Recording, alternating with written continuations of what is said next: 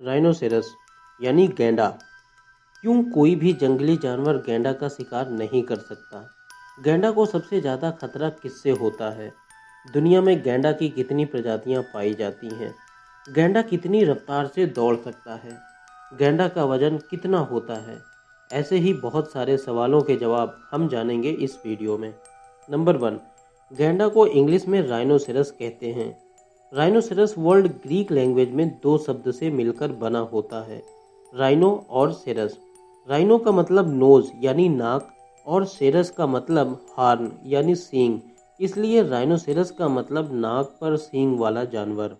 Number 2, अपनी भारी भरकम शरीर होने के बावजूद राइनोसेरस यानी गेंडा काफ़ी तेज रफ्तार से दौड़ सकता है। इसकी अमूमन रफ्तार 50 किलोमीटर प्रति घंटे की होती है। इंसानों को छोड़कर राइनोसेरस का कोई भी शिकारी नहीं है, यानी इनको कोई भी जानवर शिकार नहीं करता। इनको सिर्फ खतरा इंसानों से ही होता है, बाकी दूसरे किसी भी जानवर से नहीं होता। नंबर 3, पूरी दुनिया में राइनोसेरस यानी गैंडा के इस वक्त 5 प्रजातियां पाई जाती हैं, 2 अफ्रीका में और 3 एशिया में। अफ्रीका में रहने वाले राइनोसेरस यानी गैंडा को वाइट राइनोसेरस और ब्लैक राइनोसेरस कहते हैं। वहीं दूसरी तरफ इंडिया में पाए जाने वाले राइनोसेरस यानी गैंडा को जवान राइनोसेरस और सुमित्रन राइनोसेरस कहा जाता है। नंबर 4, बहुत कम ही ऐसा देखने को मिलता है कि एक गैंडा इंसानों पर अटैक करे। हालांकि कभी कभार गैंडा गाड़ियों पर अटैक कर देते हैं और उनको नुकसान पहुंचाते हैं। नंबर 5, वाइट गैंडा हाथी के बाद जमीन पर रहने वाला दूसरा सबसे बड़ा और भारी जानवर है। इसका वजन आमतौर पर 3500 किलोग्राम होता है और इसकी लंबाई तकरीबन 13 फीट या 4 मीटर होती है। आमतौर पर एक गैंडा की अमूमन ज़िंदगी 35 से 40 साल की होती है।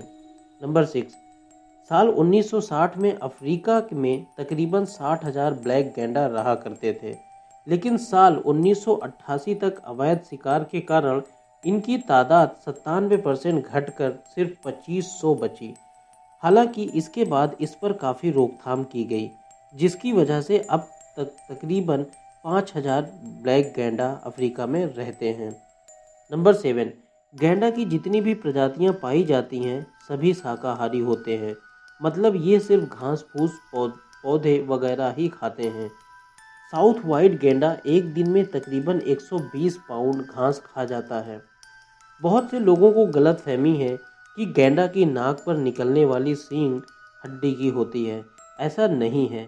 दरअसल गैंडा की सींग केराटिन, कैल्शियम और मेलानिन की बनी हुई होती है। नंबर 8, एक फीमेल गैंडा की प्रेगनेंसी तकरीबन 15 से 16 महीने की होती है। इसके बाद इसका बच्चा पैदा होता है। गैंडा का बच्चा जब पैदा होता है उस वक्त ही उसका वजन तकरीबन 90 से 140 पाउंड होता है।